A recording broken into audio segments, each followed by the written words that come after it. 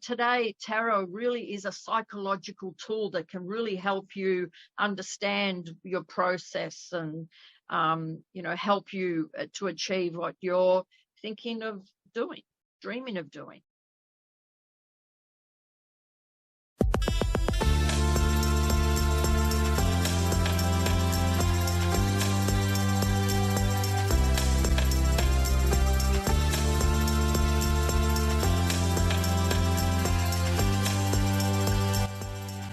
Welcome to Wellness Spring, our one-stop shop for education, inspiration, motivation, and optimal wellness.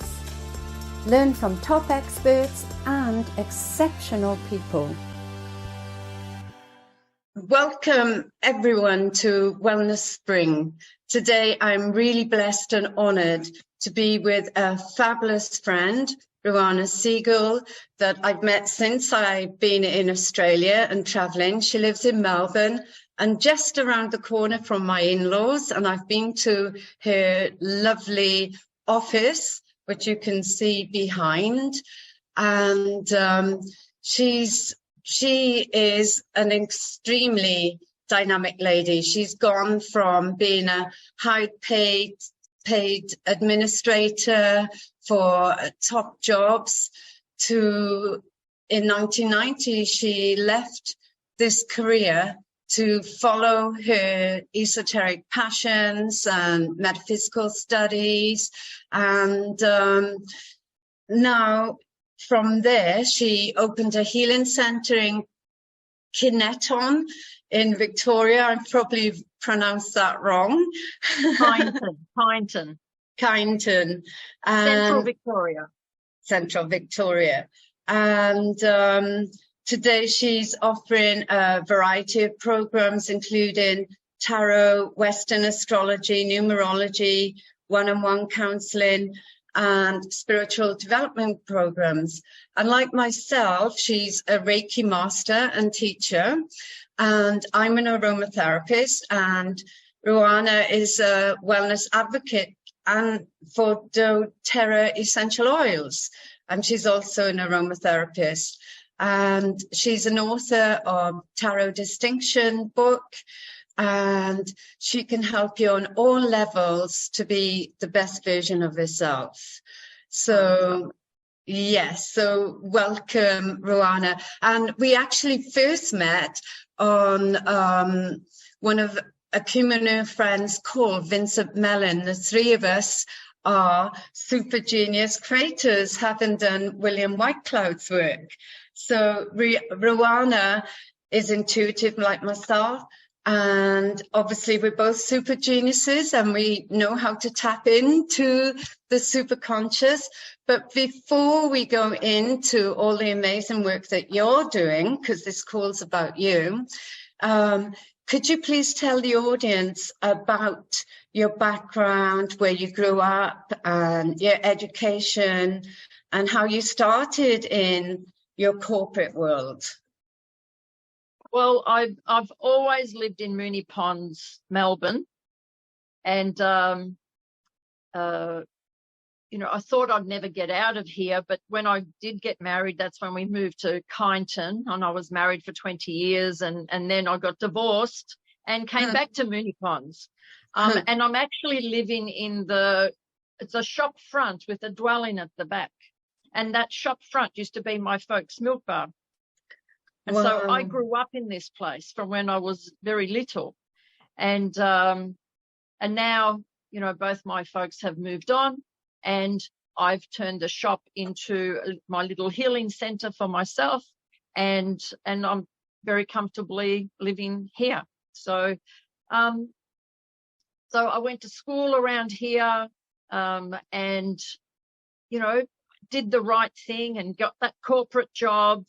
I was a manager of an admin and for telecom back then. Now it's called Telstra, working at head office and in the city. And it was, I suppose at that time I was, in the marriage, looking for something more. And that's when I started to do a lot of self-development programs. I did Landmark, of course, and there was another wonderful program called Money and You, which I absolutely love, because that's when I got introduced to Buckminster Fuller, which I do for the last 30 years as well. I've been doing environmental work with an idea that he had, or some works that he pursued. And so, and then 30 years ago as well, I fell in love with astrology and tarot, and I felt like I came home to, I know this, and I love the people that were involved with all of that as well. And I was so passionate and excited about it that people would say, oh, teach me. And 30 years later, I'm still teaching it. So, that's how I sort of fell into it, like magic. Yes. And have you got any siblings or? No, I'm an only child.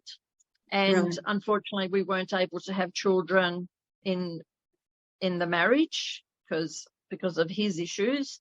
So it just left me a lot of time to do all this studying and read books. And, when I started on this pathway, there was no Google back then. So it was either through the people you knew or through books. So I've got a numerous amount of books. So, yeah, and that kept me busy, So. Yeah, and I know from having met you live a couple of times, and you're a very busy person with all the foundations and the organizations of voluntary work you do. So would you like to tell us some about GENI, for example? Yes, the GENI Foundation. So Buckminster Fuller, in his book, Critical Path, there's a little one sentence where it says, the more energy a country has, the population growth seems to go down or stabilize. And this is what's happened around the world in the first developing worlds, like Australia, US, Europe. There's zero population growth because the standard of living is so high. But in the developing worlds, where there is no energy, they have so many children and half of them die, and there's no irrigation, sanitation. So I fell in love with this project. There were other courses I could have done, but I thought, if I just get involved with this project, all those lessons and learnings that I can get from those workshops, I can actually get it from this project and then actually do work in the project at the same time. So, and the whole project is about sharing electricity, renewable energy around the world, meeting the peak demand as it flows around the world, because that's when we need to actually start up a new generator between that 11 a.m. and 3 p.m. in the middle of the day. And at the end of the day, what do? We ground the energy because we don't have batteries big enough to store all that energy. Whereas the GENI Foundation says, let's just move it along to the next time zone. Let's move it along to the next time zone. And slowly it'll come back around to us. So it's about connecting, all the continents on a continuous electrical grid, and sharing the abundant renewable energy that we can tap into. And a quote from one of Bucky's books, I don't know exactly which book or where I read this, but I remember it said, when the world is literally linked up on electricity grid, sharing that energy, it's proof that we're metaphysically cooperating. Wow. So that's where I fell in love with this project, and it's the biggest world game I know to play. So, wow. And I've met some wonderful people, and I'm still learning. We've got a fundraiser. We do a fundraiser for World Environment Day in June every year. So we're just blasting a lot of memes and invitations for people to come along to a comedy night. Like, let's get together and have a laugh and raise funds for the projects that we do as well. So, yeah, it's a big project. Wow, wow. I'll put it in the notes as well so people can get in touch. And obviously, for the listeners, you can contact Ruanna directly and get more information. And because you talked about changes, what do you see or predict changes that are going to be happening in the foreseeable future? Oh, I think the change is already happening. And it happened in, what year was it? Was it December of 2021 when Saturn and Jupiter both went into Aquarius? It was on the 21st of December, which is the summer solstice here, and it would be the winter solstice where you are. And the 21st of December, so it's like a couple of days before Christmas Day, and these two planets were so close that it looked like they were calling it the Bethlehem star. And the elections in the US were on, and when I saw that these two planets were going into that Aquarian energy, because Aquarius is all about the brotherhood of man, and everyone coming together on the same page, and that real age of Aquarius, breakthrough and new technologies. And I knew that Trump was out, because he's part of that old Capricorn Saturn energy, controlling and wanting to be the CEO of the company, and look at me, and that's about the position and the status. Whereas Aquarius is all about, to hell with that. We want freedom for all. We all want to be, in this, all for one and one for all energy. All right. This community service and being aware of society and what betterments can we do for society. So that to me was a really big shift. And that's where, we've still got Uranus happening at the moment. It's in conjunction with the sun at the moment. And also on the last weekend, we had a full moon in Scorpio, and, Charles was coronated. He's a Scorpio. But also this Uranus and the sun energy, it's all about transformation. We're going through a major transformation, and it doesn't happen over just one weekend. Like, to me, it started in that 2020 through COVID, really. That was really brought us back to basics, didn't it?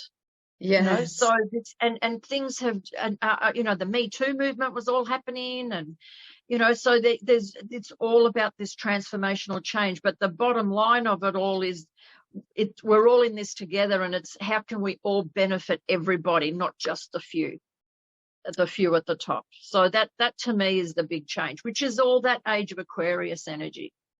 Yeah, because everybody's saying, all the spiritual people I know at the moment are talking about, we're moving into an era of love, peace, and harmony, and everybody's shifting, and our vibration is raising higher. And even people who are not on their spiritual pathway yet, they are receiving information, and a lot of people are saying it comes through the water, the rain. And I know in Australia, for my 2.5 years there, I've been following the rain and the floods, and they're saying this is the way, because we all have to rise up and truly come from a heart space, and we all need to do this together. So you talked about the Me movement, or Me Too movement. Can you explain what that is for people who don't know? Oh, gosh, that was, just people, whatever harm has come to women, especially, to raise their hand and say, yes, it's happened to me too. Yes, it's happened to me too. Yes, it's happened to me too. Whatever form that could have been, like, something verbally or something physically, but, so yeah. And it's just this awakening. And, even even so, books are being affected at the moment, for example, because like Ronald Dahl books, things have changed, and it was appropriate for the time, but it's not appropriate for that now. Some movies that have been altered, or you can't say or do those things anymore that used to be okay years ago. It's just not okay anymore, because we're more awake, we're more aware, and when we understand more, then we do better, don't we? And that's what Absolutely. to me that this is all about. This is all that change. This is all part of that Aquarian energy that's coming through. So fabulous. This is part of the change. Yeah, and you mentioned, even today, look at the announcement today. Donald Trump is going to have to pay a few $1 million to that woman that he he did touch 20 years ago or whatever. And the courage for her to speak out against someone so, famous like that. And, Weinstein's went down. Fox News has been, put on attention. Like it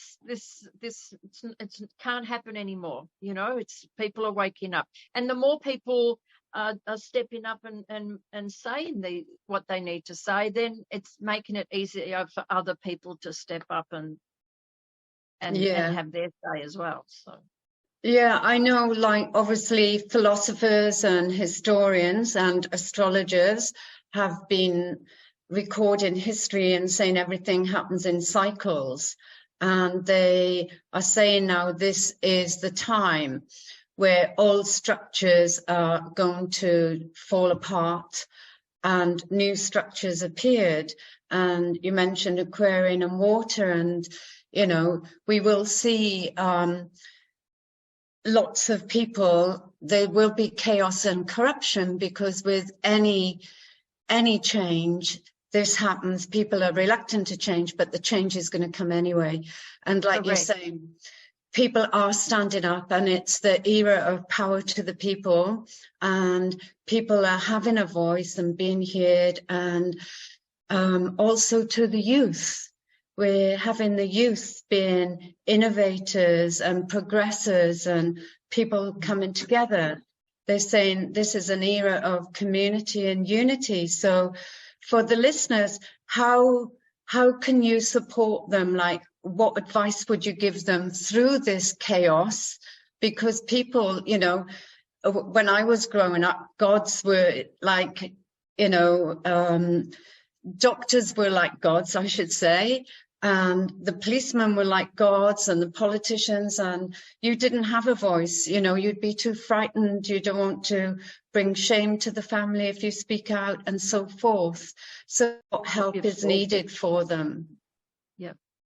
And we still need doctors and police, and teachers as well. I heard a very interesting he was a professor, and he said, why aren't kids learning that much in school? Why are the grades so poor? And it's because they've lost respect for the teachers. I saw on Facebook before, there was a student pepper spraying a teacher because the teacher took the phone away, because she was finding answers, doing research on her phone instead of from her mind. Like, we've lost that respect for teachers. We still need to respect. They still have their place in society, but what people need to do for themselves to deal with all this change is they need to meditate. They need to come back to the self. They need to journal. They need to maybe see a psychologist. They may need to have women's circle groups that get that support and love from one another. We can't just, there's a beautiful saying that you either step up and change with the flow, or you're going to get dragged through it. And if you need to take responsibility for yourself. Why? Because it's your heart and it's your head and it's your life, and you have to take responsibility for yourself. Absolutely. So any workshop or books that you can read, anything that's going to help you to open up and just listen and be that little bit more aware is as simple as reading a book. It can be. Fantastic. And you talked about finding women's circles and so forth, because I really believe that women have to reclaim their power, because it's like the old-fashioned lampshades. Our light is already there, but now they have to remove the shade so they can feel and see the light, and also be a support for their children. And that's right. I've been lucky that I've got like a book club that's been going for 14 years, and we get together like once every 6 weeks. But last year, so many of our parents passed away. We were all at each other's, funeral for the folks, supporting each other, just something like that. It was lovely. Yeah, it's really important to find your tribe, find your community, and like you said, support one another. And you talked about women and how we had the opportunity to change in the lockdown. And I know in Melbourne, you suffered the worst in Australia, but during lockdown, there was a lot of opportunities to grow and evolve and reinvent yourself. However, the domestic violence rose as well. And, I know this is a global problem, that women, the deaths in the world daily are outrageous. So how do you think women can deal with this? We need safe houses. We need people to, not, if it's a difficult subject, we can't just ignore it. Because we've all suffered on some degree or some level. We know how that feels like. We need to make it okay for people to come over, or to have you open your door to people. There's so many really good things that are happening in the world, through to little apps on your phone that are discreet emergency buttons for help, that you're linking up with people. We need to talk about it more. We need to make it okay, not sweep it under the rug or turn our back to it, because in the olden days you don't talk about it. You go inside, you don't listen to the neighbor or whatever. Now we need to listen. We need to, and and it's all changing, because we've got a powerful thing called a mobile phone that records everything and films everything now. So it's just, it doesn't happen overnight, but we're definitely taking it to a better direction. Absolutely. Yes, because I think as well, if women are supported and they can get through these challenging times and know that they can seek help and seek advice. And obviously, I know in France, in Nice, for example, when I was living here, there was only like one safe house for 16 people. The rest are day centres, Monday to Friday, 10 till 4, and then you go back to the same situation. And, before it was certain cultures, but now it's like all backgrounds. So women need to stand in their power, reclaim their power, be the best version of themselves. So, for anybody listening, you need to reach out and find the support in community.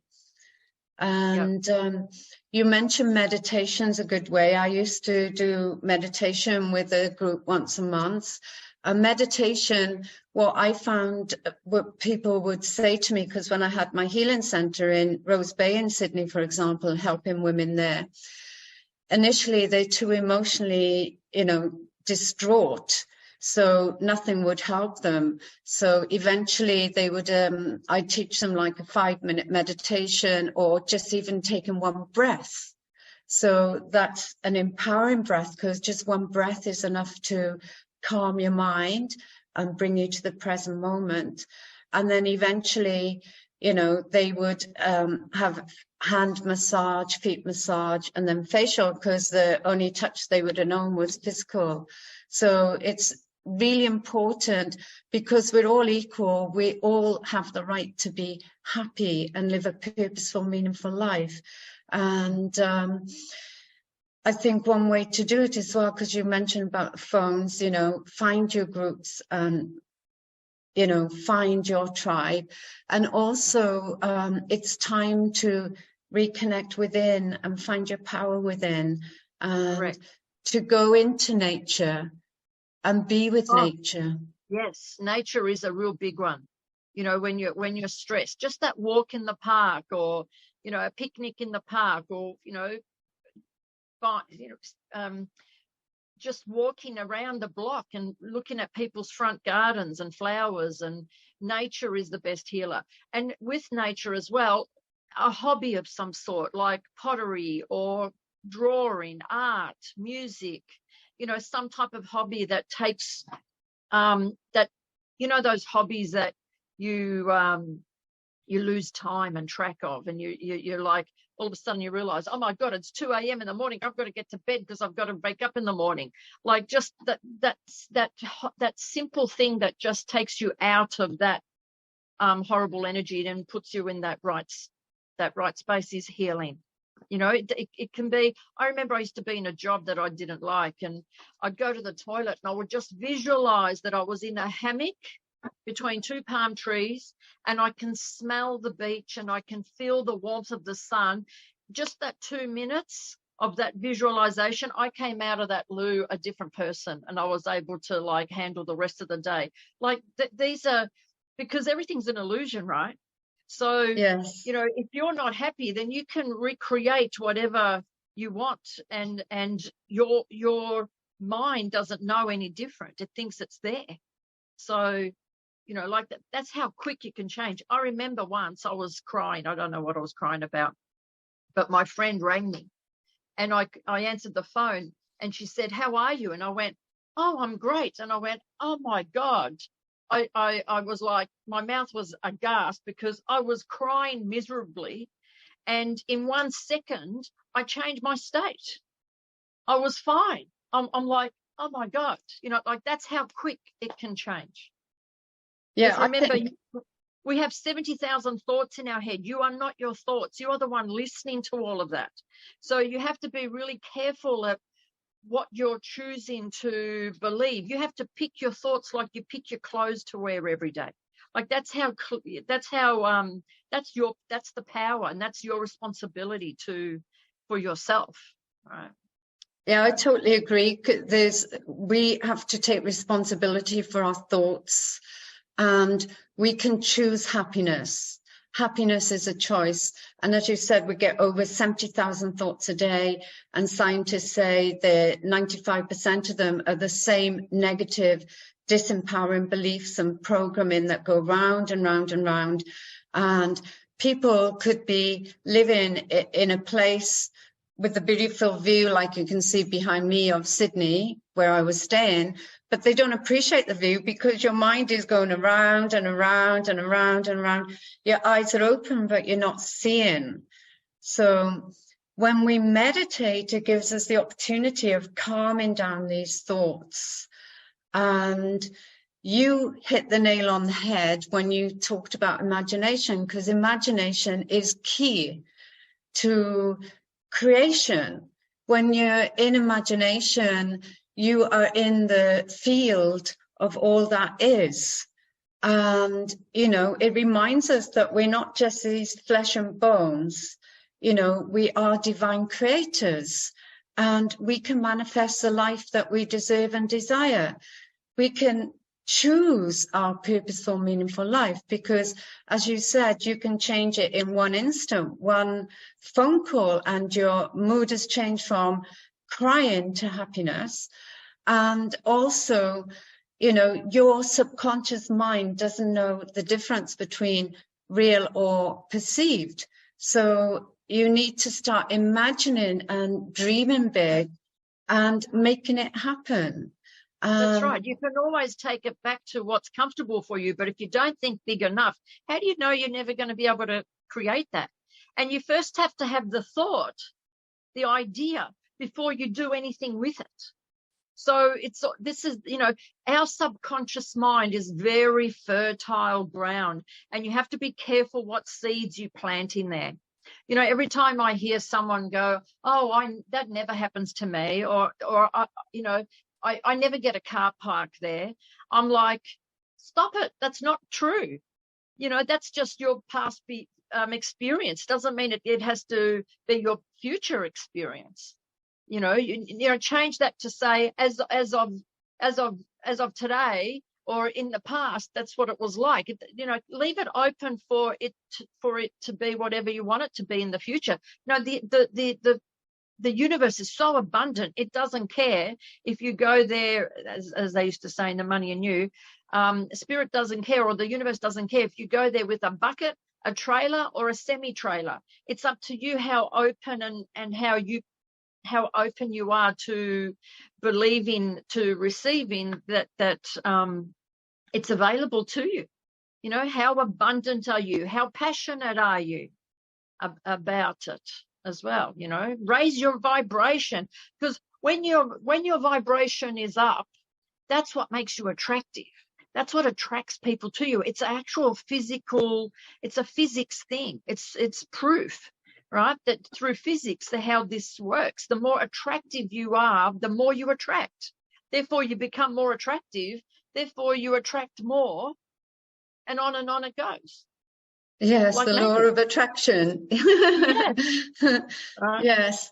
And for the listeners, Ruanna and I did the training with William Whitecloud, and I've done loads of other trainings as well. And we all have disempowering beliefs, which start from conception and beyond, because we're listening and learning from our parents.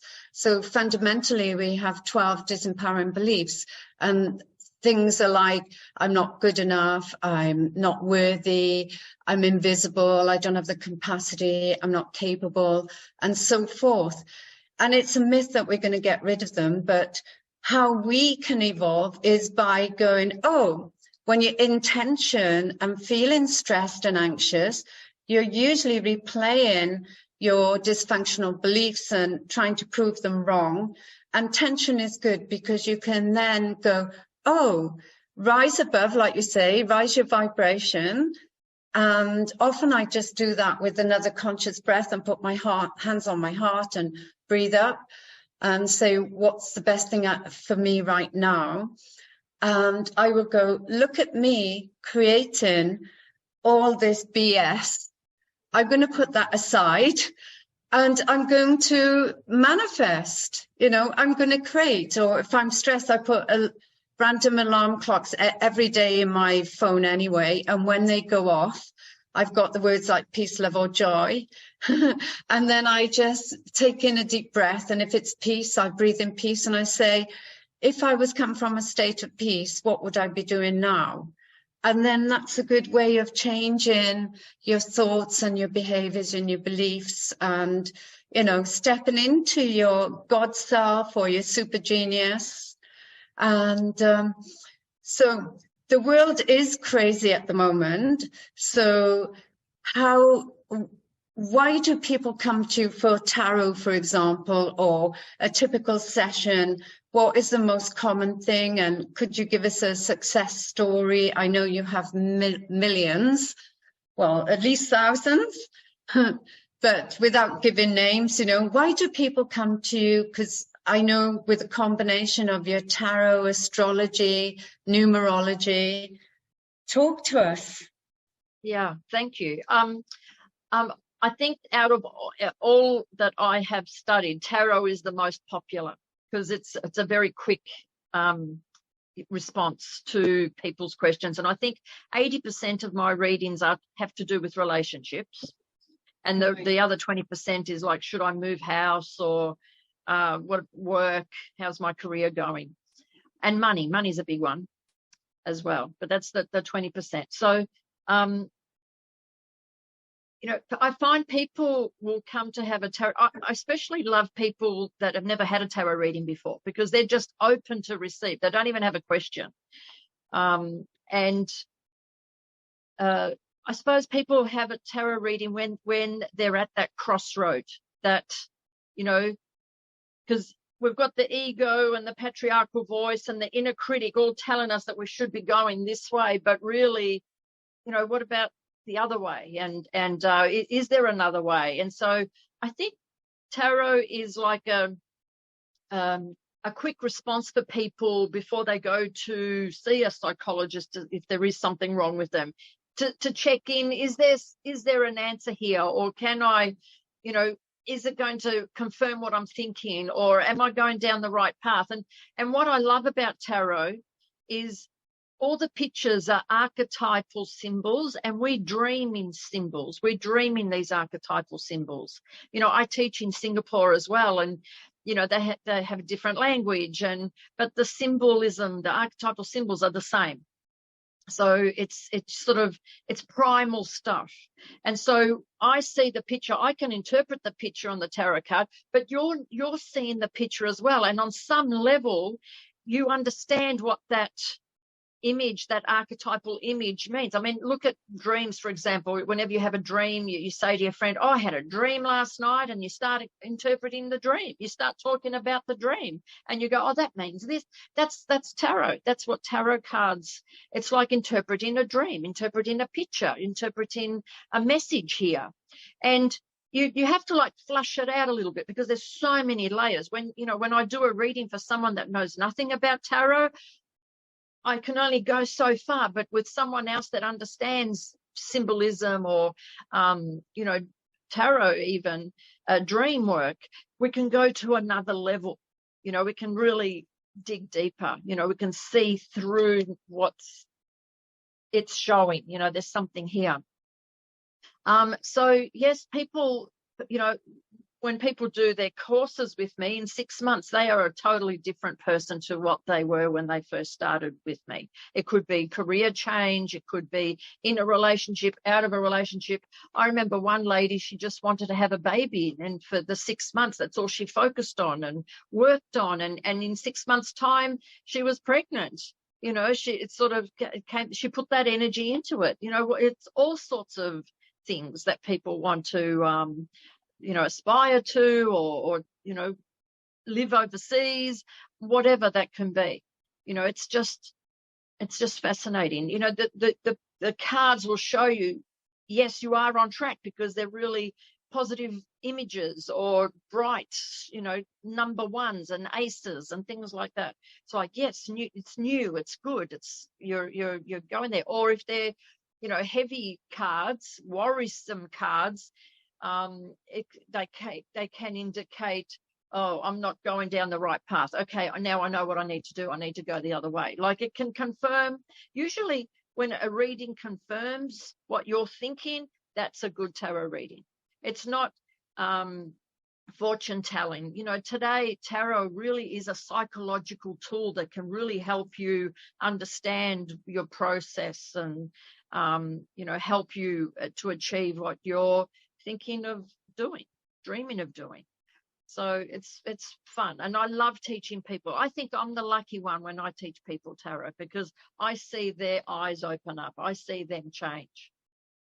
So fabulous. And how did you start teaching in Singapore? How did that come about? I was invited to speak at the 2010 International Feng Shui Convention. Oh.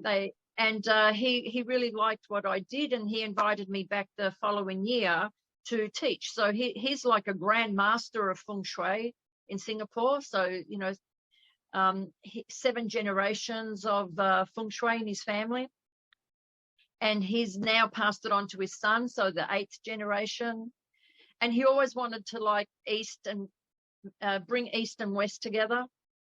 So and I was available to travel to Singapore and to teach over there, and I've been doing that ever since. Over COVID, it went on to Zoom, and that's okay. So hopefully, I teach twice a year there now. So March and August, September. So hopefully, this year I can't go over there again, because I've got a 15-year-old dog, so I don't want to leave him with anyone. So happy to go Zoom. Also, they're renovating their their offices at the moment. So it works this year for me not to go, but hopefully next year I'll be back over there. I miss everyone. I've made good friends over there. So, you know, I love Singapore. I love to get a bit of warmth on my back, especially around August, September, because it's really cold here again during that winter time. Yeah, Melbourne's nicknamed 5 seasons in one day. And I like that. I like the 5 seasons in the one day too. It cracks me up. And yeah, because when I lived full-time in Nice and Monaco, I always carried a bag with different shoes. So I'd wear the flat shoes and then put the decent shoes on. And that reminds me, in Melbourne, whenever I visit the family, I've always got a bag with extra layers to put on just in case. And I guess that's about being prepared for change. And like you mentioned, you've been doing your work on Zoom. So, you know, how did the lockdown affect your business, for example? It didn't affect me at all. In fact, I even got busier because people were looking around for things to do. So I had, you know, all my classes that were from my shop opened up onto Zoom, and I had people coming in from interstate. And in fact, all my classes since COVID, I'm happy to leave them on Zoom at the moment because I'm getting people from Perth, New South Wales, Queensland. I email the handouts to people. If they can't make a class, I record the class. You know, it's just so much better, and people are comfortable in their own home, and, you know, they don't have to drive or go out in the 5 degrees in the one day business, and it's just opened it up for me. So I'm happy. I was very nothing really changed for me during COVID. I've always worked from home and from my premises here, and it was easier. It just, you know, it was comfortable. I was comfortable. So plenty of work. Yeah. So obviously, because there's a different dynamics as well, because when you're live, you've got that live interaction and people face to face. Do you find body language, for example, because you're seeing a big screen with people on them, are they showing their emotions more, or, you know, how do you find that?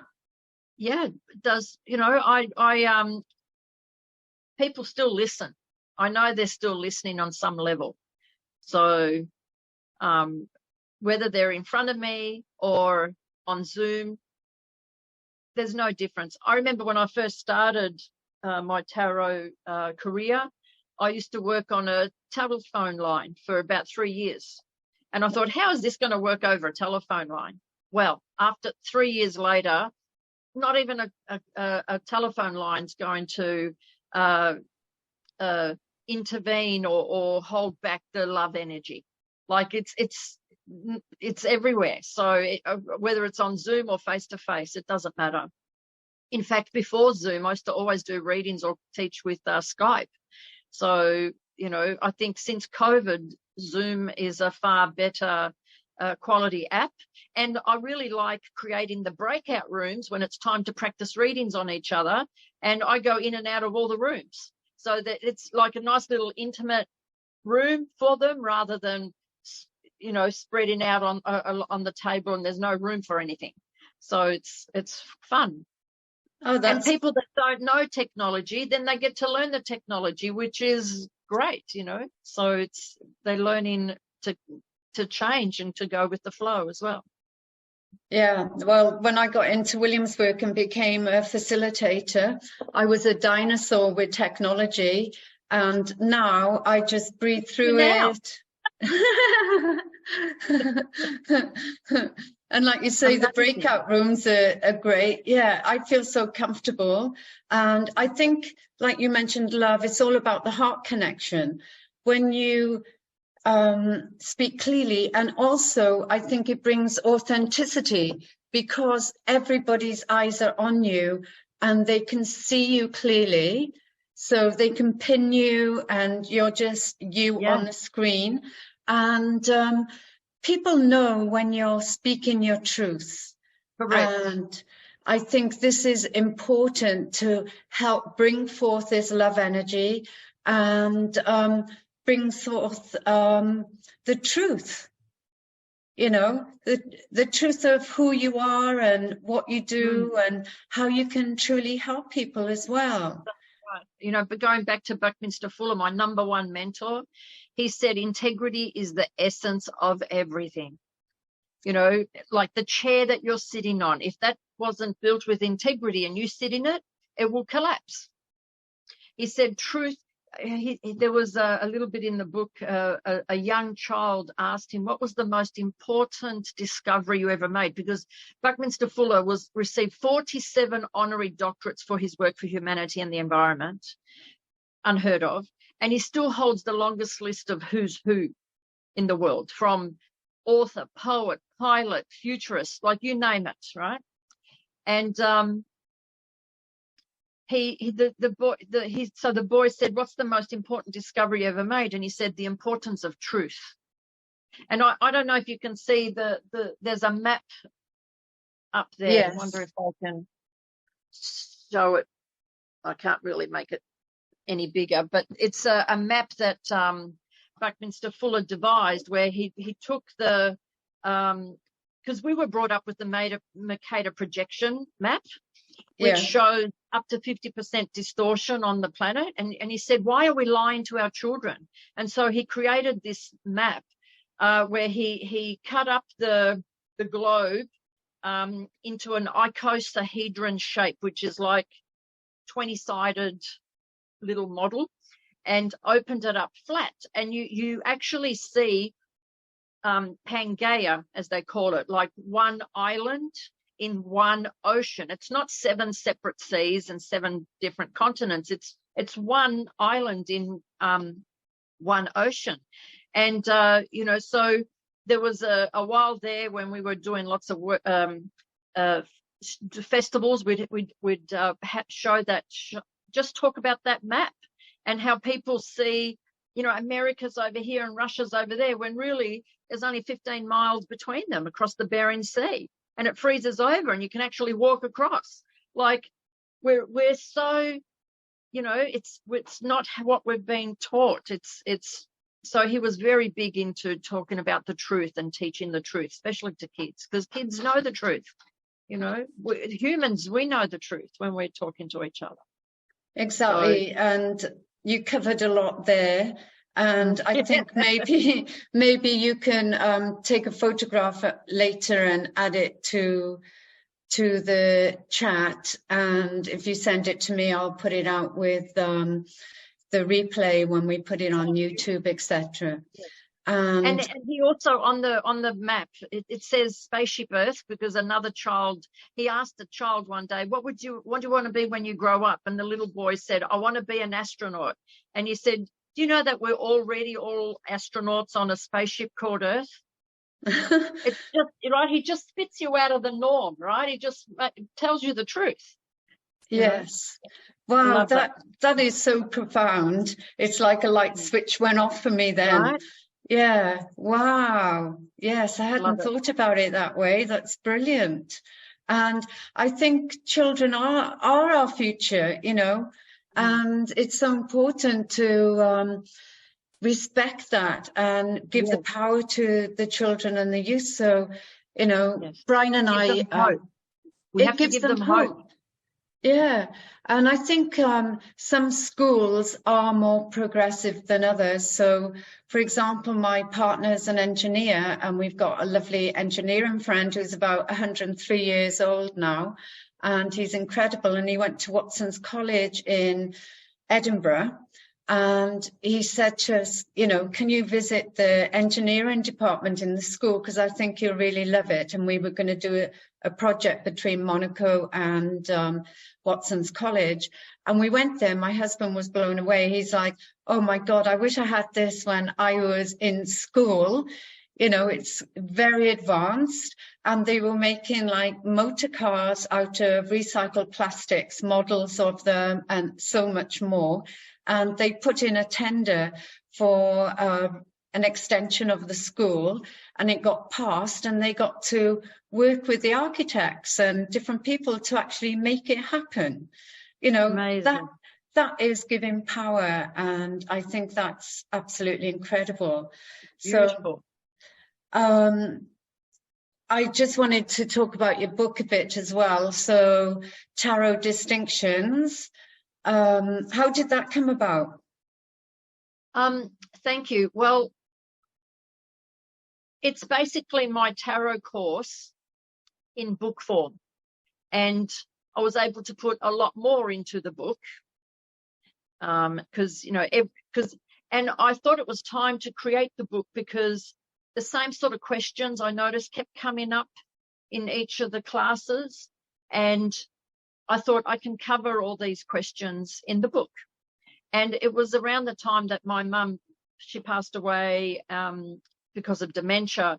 And so I was able to like spend that time working on the book. It took me like 5 years to write the book and then 1 year just to edit it all. But so much is in that book. And I really, you know, I've got so many books, right? So, but they're all like this thin, and they were black and white and half a page of this or 1 page on each tarot card. I wanted to do something that was Australian. I wanted to do something in full color. I wanted to add in there astrology, numerology, symbology, psychology, colors, whatever else connected with that tarot card. I wanted to do gold keys, like what, because in every tarot card there is a key, and once you unlock that key, you get that energy of that card, and, you know, positive, negative words, and, you know, just so much that, and in beautiful quality paper. I don't think I'm ever going to write another book because I put my heart and soul into that one book. And yeah, and it's out there, you know, you can buy it on Amazon, you can buy it from me, it's on audio, it's out there. And it's I don't know if it'll ever be a bestseller, but, you know, people are always wanting to learn about esoteric studies, and that book is right up there, and I hope people can get their hands on it and you know, open up to archetypes and, you know, interpreting a dream, or, you know, getting answers for themselves. So thank you. And that's wonderful that you've put your heart and soul and shared all your life's wisdom and knowledge, because a lot of people hold back and don't give all the information so that people will have to do your courses. But by putting it all out there, people can resonate. And I feel that when people see your integrity, then they're like, wow. And a lot of people will go, I've read it, I can do it, but I want to connect with this person and do the training myself, and, you know, have a helping hand and be part of a lovely, like-minded community. So thank you. I know you're very well known in Australia, and through your power of imagination, maybe with a group you can see, or just by yourself, see your group as a best-selling book, if that is your dream. And just wanted to ask you, if there was one thing you could do to change the world, what would it be? Oh, that's where the GENI Foundation comes in. You know, make everyone aware that we're you know, we're all connected, and we can all share the energy. And, you know, to me, electricity is what can bring about peace on earth. And that's why I had to get involved with that project. And, you know, and it's, you know, one of the projects that we're doing locally is we want to put solar panels on pensioners' roofs. So we've got a Patreon page, and people just pay $3 a month. And, you know, at the moment we're bringing in $50 a month just from that. And, you know, once we get to the right amount, then we'll put solar panels on a pensioner's roof. And people are funny, because people go, well, if they're putting solar panels on, I want to put solar panels on, and on it goes, you see. Fantastic.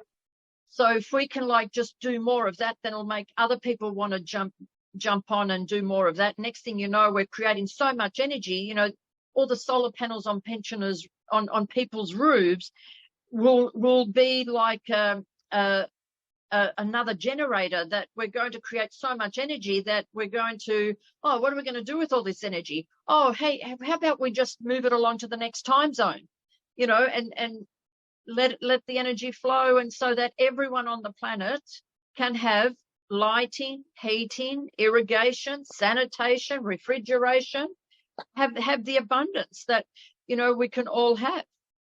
That's fantastic. And especially because electricity is skyrocketing in price globally, and there has to be a natural way. Like recently we were because we're traveling around Australia, as you know, in a camper van. We met an elderly man who was from Melbourne, actually, and he said that he's a pensioner and he was in Housing Commission. But he said, as your pension goes up, so does your Housing Commission rent. And he said he just couldn't afford to live. So he ended up letting his apartment go and living in a camper van. And now he goes around the sites and he collects the empty bottles of water people leave behind and discard. And he gets the 10 cents off each bottle just so that he's got some money to live. You know, this is extra money because the diesel and fuel has gone up, you know, the cost of living has gone up. And it's like, you know, Australia's not like some countries where you're taken care of through pensions and things like that. So it's like, how can we help? And you're doing a wonderful thing, and the association. And I think, you know, the message, like you keep saying, is about community and doing things together and, you know, making our world a better place. It's not about me. It's about the big picture. So that's right. No man is an island, as they say. And also, just to clarify, the GENI Foundation is about linking up the whole world electricity grid, but it's also about supporting people that want to have their own standalone power as well. So, you know, the majority of people live in the cities, and that's where they flock to. And that's where the most energy is required. But if people want to live, you know, I mean, I always use the example of New Zealand. You know, New Zealand, North Island and South Island have been connected with an underwater cable for the last, I don't know, 20, 30 years more. Wow. And the majority of people live in the Northern Hemisphere. So the majority of people live in the Northern Island, and the renewable resources are in the South Island. So on the scale of the planet, the majority of the renewable resources are on the Southern Hemisphere. So it's about tapping into what is abundant and transmuting it, what's the word I'm looking for? Sending it to where people want to live. So, yeah. And New Zealand use 80% of renewable energy and only 20% of non-renewable energy. And Australia is the opposite. We're dependent on 80% of non-renewables and 20% renewables. And because we, especially here in Victoria, we've got so much black coal that, you know, I find the Southern Hemisphere, the pollution in the Southern Hemisphere is because of the non-renewable CO2 emissions that we're putting out there. So, you know, I like that we're more connecting now, and we're tapping into wind and solar. You know, people are becoming more aware. Buckminster Fuller said, as we, you know, use what we're using now, but as we need new power stations, let's all connect on the same electricity grid. So he talks about the high voltage DC, because some countries now use AC, other countries use DC, other countries use AC DC. You know, so it's about all connecting on that one type of grid, and then we'll be able to like share that energy around. I also use the example of how in Australia, for example, in every different state had its own train gauge until they worked out, hey, if we had the same train gauge, the train can go from Queensland through New South Wales into Victoria. So, you know, why did they do different train gauge? Why have we got different power usages around the world? But as we're becoming more connected, and some countries in Europe, for example, to stop another country using nuclear or non-renewable sources, they've gone, we've got so much abundance of this. How about we share this energy with you for free, you know? And also I'm aware that on many peace programs, like between North and South Korea, for example, or the PLO and Israeli, one of the first item on that agenda is to share electricity, to share energy. Like, it's just, you know, we're so dependent on it now that, you know. No, it's wonderful. And that's I can keep going on about it. Yes, and I'm aware of the time as well. I know you're going to a wonderful event tonight. So on that note, look at the GENI Foundation, everyone. And thank you so much. And Tarot in Action. Pages, absolutely, yes. Yeah. So thank you, Ruanna, for giving up your precious time and sharing your amazing, wonderful tips and knowledge and wisdom. And keep shining, keep smiling, keep thriving, and keep being who you are. Thank you. Thank you so much, Beverley. Take care. I've loved it. Thank you for making some space for me tonight or today. And I wish you all the best. Thank you very much. Many blessings. Thank you.